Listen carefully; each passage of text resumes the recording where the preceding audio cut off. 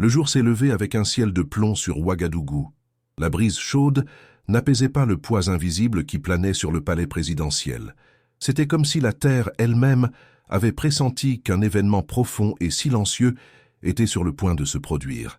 À l'intérieur, les couloirs étaient plus vides qu'à l'ordinaire. Les portes étaient entr'ouvertes, mais les regards des gardes semblaient agités, comme s'ils avaient déjà entendu des rumeurs que leurs lèvres n'osaient prononcer. Le général Ibrahim Traoré, vêtu de son traditionnel uniforme vert olive, marchait en silence dans la salle principale. Ses pas résonnaient avec assurance, mais son visage portait une ombre inhabituelle. Quelque chose n'allait pas, et il le savait, avant même d'avoir lu un document, avant toute réunion, avant que le mot « trahison » ne soit murmuré. Assis au bout d'une longue table en bois sombre, Traoré examinait un rapport entre ses mains, mais ses yeux ne lisaient pas vraiment. Il connaissait ce rapport par cœur. Ce qui le troublait, ce n'étaient pas les données, mais la signature au bas de la page, Amadou Diarra. Ce nom qui, pendant des années, avait été synonyme de loyauté, de stratégie et de confiance inébranlable. Amadou était plus qu'un conseiller, il était presque un frère. Ils avaient été côte à côte dans les temps de la résistance, partageant le pain, l'abri et le silence lors des nuits sous le feu ennemi. C'était Amadou qui l'avait averti de l'embuscade qui aurait pu lui coûter la vie en 2022. C'était Amadou qui avait défendu son nom devant l'ONU quand tout le monde hésitait. Et maintenant, c'était son nom qui apparaissait dans les documents comme l'artisan d'un accord obscur avec des forces étrangères. Traoré prit une profonde inspiration. Il ferma les yeux. Le silence était lourd. C'était le genre de silence qui précède les décisions qui laissent des cicatrices. Il se leva lentement, laissant les documents sur la table, et marcha jusqu'au balcon qui donnait sur le centre de la capitale. En bas, le peuple poursuivait sa routine, ignorant le drame qui se jouait au cœur du pouvoir. Il pensa aux enfants qui couraient dans les ruelles de Bobo-Dioulasso, aux femmes qui se levaient à 4 heures du matin pour chercher de l'eau, aux anciens qui racontaient encore les histoires des rois Mossi sous les arbres. « Ils me font confiance », murmura-t-il. Et moi je lui faisais confiance. Ce même matin, Amadou Diarra fut convoqué au palais. Il arriva en silence, le visage grave, mais pas abattu. Ses yeux croisèrent ceux de Traoré dès qu'il entra dans le bureau. Pendant une seconde, le temps sembla s'arrêter. Aucun mot ne fut prononcé.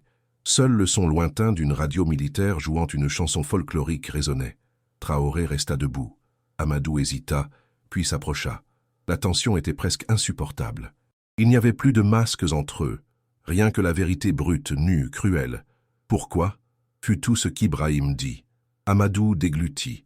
Il ne chercha pas à se justifier immédiatement. Il s'assit, prit une profonde inspiration et d'une voix basse répondit « Je pensais te protéger le pays. Ils ont promis du soutien, de la technologie, de la stabilité. Et j'ai cru que je pouvais contrôler la situation sans que tu le saches. Mais ils ne voulaient pas seulement négocier, ils voulaient dominer. Et moi, je me suis tu. » Le général l'observa pendant de longues secondes. La douleur était visible dans son regard. Ce n'était pas seulement la douleur de la trahison, mais celle de la déception. La douleur de celui qui avait cru les yeux fermés et fut blessé par les mains qu'il jugeait les plus sûres. Tu ne m'as pas seulement trahi, Amadou, tu as trahi le peuple. Et par-dessus tout, tu t'es trahi toi-même. La voix de Traoré était basse, mais tranchante. Dehors, le vent se levait. Les palmiers s'agitaient comme s'ils réagissaient à la tempête émotionnelle qui s'accumulait dans cette salle. Un garde entra pour annoncer que la presse attendait déjà à l'extérieur. Il y aurait un discours. Le peuple voulait savoir pourquoi le deuxième homme le plus puissant du pays avait été convoqué en urgence au palais, et s'il en sortirait menotté. Mais Traoré se contenta de hocher la tête, congédiant le garde d'un geste. Il se tourna vers Amadou et dit « Aujourd'hui, le monde verra quelque chose qu'il ne comprend pas. Il verra que la justice peut marcher main dans la main avec le pardon. Mais ne confonds pas pardon avec faiblesse. Je ne peux pas effacer ce que tu as fait. Mais je peux choisir de ne pas perpétuer le cycle de destruction. » À cet instant, une larme silencieuse coula sur le visage d'Amadou. Ce n'était pas une larme de peur, c'était une larme de regret. Il ne demanda pas la clémence. Il ne s'agenouilla pas. Il baissa simplement les yeux et murmura « Merci Ibrahim, de me voir encore comme un homme. » Au crépuscule, le peuple se rassembla sur la place centrale pour entendre le discours du président. Le soleil filtrait une lumière dorée à travers les nuages, créant une atmosphère presque liturgique. Le peuple regardait en silence, attentif, beaucoup avec les yeux embués, sentant que quelque chose de grandiose, bien que douloureux, allait être révélé. Ibrahim Traoré monta sur l'estrade. Il portait du blanc, un geste symbolique. Il n'y avait ni drapeau ni soldats armés, rien que le peuple, rien que lui. D'une voix ferme, il commença. « Aujourd'hui, mon cœur a été déchiré en deux. Un homme qui a toujours marché à mes côtés, en qui j'ai confié ma vie, ma famille, mon pays, a pris des décisions qui nous ont mis en danger. Et moi, en tant que leader, je devrais le punir avec la rigueur qu'exige la loi. Mais je choisis de montrer au monde que le véritable pouvoir ne réside pas dans la destruction, mais dans la restauration. Je le pardonne, et il fera face aux conséquences avec dignité, car le pardon ne le libère pas de la responsabilité, il le libère seulement de la haine. » La foule resta silencieuse pendant quelques secondes, puis un vieil homme au premier rang leva le poing fermé en signe de respect. D'autres suivirent. En quelques minutes, la place entière était remplie de poings levés. Ce n'était pas un geste politique, c'était un geste ancestral, de reconnaissance, de courage, d'un peuple qui voyait en cet homme non seulement un président, mais un symbole de quelque chose de plus grand. Cette nuit-là, le ciel s'ouvrit. Il plut sur Ouagadougou. Mais ce n'était pas une pluie ordinaire. C'était une pluie qui lavait les douleurs, les erreurs, et annonçait un nouveau temps. Cette même nuit, tandis que le peuple commentait encore la scène du pardon avec des yeux pleins d'incrédulité et de respect, Ibrahim Traoré resta éveillé, assis seul dans son bureau. La pluie frappait le toit comme des tambours de guerre transformés en prières. Il n'y avait plus de conseillers autour de lui, pas de caméra. Juste lui, une lampe à huile allumée, et la mémoire des dernières années dansant dans son esprit comme des ombres sur le mur. Il pensait à tout ce qu'il avait déjà affronté. Les traîtres extérieurs étaient faciles à identifier. Ils portaient des uniformes, des armes, des drapeaux, mais les traîtres du cœur, ceux-là se déguisaient en amis, et ils étaient ceux qui faisaient le plus mal. Ibrahim avait toujours su que diriger était marcher sur un chemin étroit, mais cette nuit-là, il comprit que pardonner était comme traverser un abîme. Un geste qui pouvait sembler fou aux yeux du monde, mais qui apportait la liberté à l'âme. Le bruit du tonnerre interrompit son silence, et c'était comme si le ciel lui avait crié « Tu as encore un peuple à protéger, Ibrahim ». Il se leva lentement, passa la main sur son visage et se dirigea vers la petite chapelle improvisée à l'intérieur du palais. Un espace simple avec des bancs en bois et une croix sculptée par des artisans du Nord. Là, il s'agenouilla, pas pour demander vengeance. Pas pour exiger justice, mais pour chercher le discernement. Et dans ce geste solitaire, alors que tous dormaient, Traoré renouvela son pacte avec la vérité. Le lendemain matin, Amadou Diarra fut officiellement relevé de toutes ses fonctions. Mais la manière dont cela se passa laissa la nation perplexe. Il n'y eut ni défilé humiliant ni condamnation publique. Traoré l'accompagna jusqu'à la porte, et il le remit, main dans la main, au nouveau conseil de justice, en disant simplement « Il a fauté, mais c'est notre frère. Que le jugement soit juste et que son âme soit libre. » Les anciens présents lors de cette scène raconteraient des années plus tard qu'ils n'avaient jamais vu un chef d'État pleurer en public en disant au revoir à un homme qui l'avait trahi. Les semaines suivantes furent marquées par le silence et l'attente. Certains disaient que Traoré avait perdu le contrôle. D'autres pensaient qu'il avait atteint une grandeur spirituelle jamais vue chez un dirigeant moderne. Mais personne ne resta indifférent. C'était comme si tout le pays digérait ce geste, et quelque chose commença à changer. Des jeunes commencèrent à se réunir spontanément sur les places pour discuter d'éthique, de pardon et de pouvoir. Dans les écoles, les professeurs faisaient écrire aux élèves des rédactions sur la valeur de recommencer.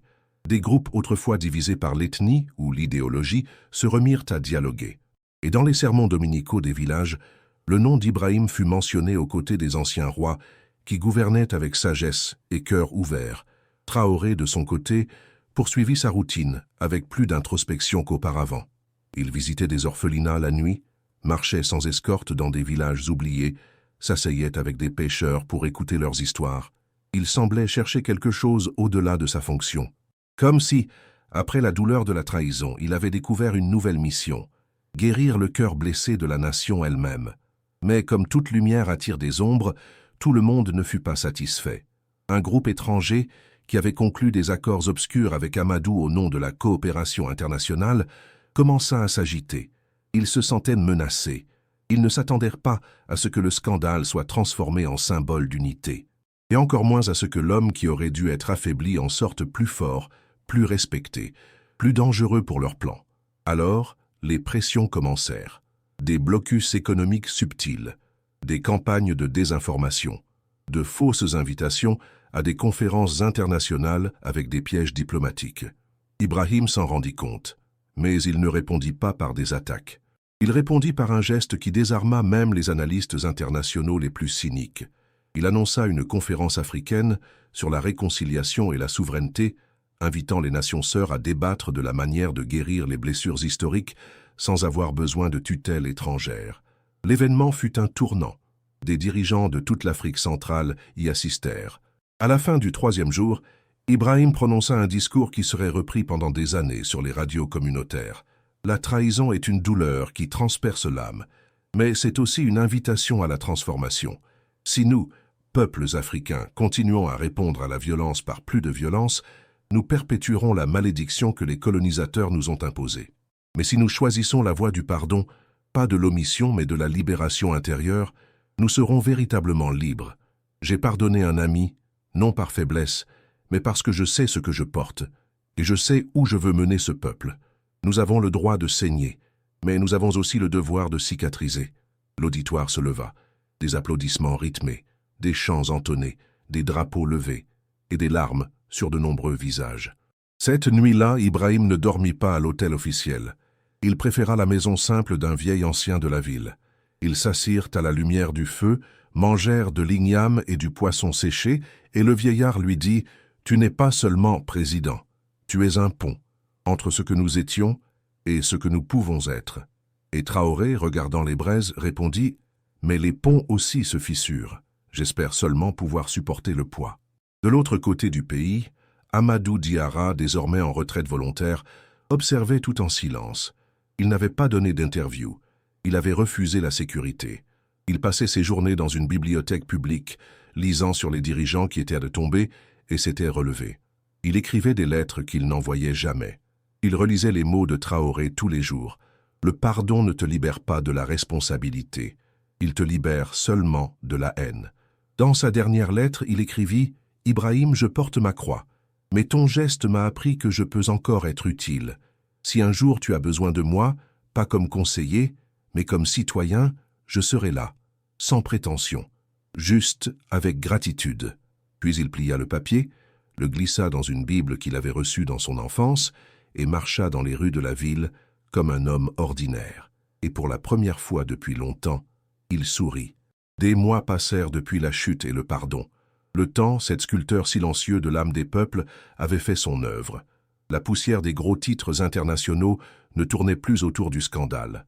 Le nom d'Amadou Diarra ne suscitait plus ni colère ni ressentiment. Il était devenu le symbole de quelque chose de rare. L'homme pardonné qui n'a pas abusé de la miséricorde. L'homme qui s'est agenouillé, mais n'a pas corrompu le sol par orgueil. Ibrahim Traoré, quant à lui, était plus qu'un chef d'État. Il était devenu un mythe vivant. Pas par l'opulence, mais par le silence, par la manière dont il regardait les gens dans les yeux, dont il touchait les pauvres, dont il parlait posément, comme si chaque mot portait le poids d'une graine plantée dans l'âme. Personne ne savait vraiment s'il souffrait encore de la trahison, mais tous savaient. Il avait transformé la blessure en force, la déception en direction, et le nom d'un traître en une leçon vivante de réconciliation. À l'anniversaire de la fondation de la Nouvelle République, une cérémonie symbolique fut organisée dans la plaine de Kaya, où Traoré avait prononcé ses premiers discours des années auparavant. Le choix du lieu n'était pas fortuit. C'est là qu'il avait dit face à une foule affamée et fatiguée « Je ne promets pas la gloire, je promets de marcher avec vous jusqu'au bout. » Maintenant, il revenait avec ses vêtements simples de toujours, mais le cœur marqué par toutes les batailles, celles gagnées et celles perdues. À ses côtés se tenaient de jeunes soldats, des anciens tribaux, des mères veuves, et des enfants aux yeux brillants d'espoir. Aucun luxe, rien que la vérité. Une estrade rustique avait été montée sous un baobab. Ibrahim monta calmement, leva les yeux vers le ciel nuageux, et parla. Sa voix était ferme, mais sereine, comme celle de quelqu'un qui n'a plus rien à prouver à personne. Aujourd'hui, je ne célèbre pas des victoires, je célèbre des recommencements, car c'est dans la douleur que j'ai appris la valeur de la justice, et c'est dans la trahison que j'ai appris la valeur du pardon. Chaque cicatrice que je porte un nom. Chaque callosité sur mes pieds porte le souvenir d'un choix. Et le plus difficile d'entre eux fut de pardonner. Il marqua une pause. Un silence lourd s'abattit sur la foule. Pardonner ne signifie pas oublier, mais cela signifie refuser de porter du poison dans le cœur. Et quand j'ai lâché le nom d'Amadou de mon poing fermé, j'ai aussi lâché un poids qui aurait pu me consumer. Beaucoup ont pensé que cela m'affaiblirait. Mais aujourd'hui, ici, devant vous, je me sens plus fort que jamais. Les mots résonnèrent à travers les collines, et au milieu de la foule, un homme à la barbe grisonnante et aux vêtements simples observait de loin. C'était Amadou. Il n'avait pas été invité. Il ne voulait ni estrade ni reconnaissance. Il voulait juste voir de ses propres yeux le fruit du geste qui l'avait libéré. Un enfant passa en courant près de lui et, sans savoir qui il était, le regarda dans les yeux et dit « Tu as le même regard que le président ». Amadou sourit, s'abaissa et répondit « Peut-être parce qu'un jour, j'ai marché à ses côtés ». À cet instant, un coup de tonnerre déchira le ciel. La pluie commença à tomber. Pas comme une tempête destructrice, mais comme un baptême. Des gouttes denses, chaudes, qui lavaient les visages, les yeux, les mémoires. Et alors, quelque chose d'improbable se produisit. Ibrahim, encore sur l'estrade, aperçut Amadou dans la foule. Leurs regards se croisèrent, et au lieu de tension, il y eut reconnaissance. Un hochement de tête, simple, profond, définitif. Sans un mot, Ibrahim descendit de l'estrade et marcha vers lui. Le peuple s'écarta, mais personne n'osa briser le silence. Tous savaient qu'ils assistaient à un moment qui ne rentrait pas dans les gros titres. Face à face, les deux hommes restèrent pendant des secondes qui semblaient éternelles. Traoré tendit la main. Amadou hésita, puis la serra, fermement. Ibrahim parla, tout bas, rien que pour lui. Il est encore temps. Et Amadou répondit, la voix nouée, il l'est toujours. Ils ne pleurèrent pas, ils ne s'enlacèrent pas, ils ne crièrent pas. Ils restèrent simplement là, main dans la main, avec la pluie bénissant leurs têtes. Deux hommes marqués par le feu, deux chemins qui s'étaient croisés dans l'abîme de la déception et avaient construit un pont pour revenir. La foule, émue, commença à applaudir lentement, puis plus fort, jusqu'à ce que le champ entier se remplisse d'applaudissements et de cris de joie, pas pour la politique, mais pour l'humanité. Cette nuit-là, le ciel étoilé apparut comme un manteau d'espoir. Et à la radio, une vieille chanson commença à jouer, la chanson des ancêtres, qui parlait d'hommes qui se trompent, mais choisissent de recommencer. Car, en fin de compte, ce qui fait un leader, ce n'est pas l'absence de douleur, c'est ce qu'il en fait. Et Ibrahim Traoré, l'homme trahi, devint l'homme qui pardonna. Et par ce geste, il devint éternel.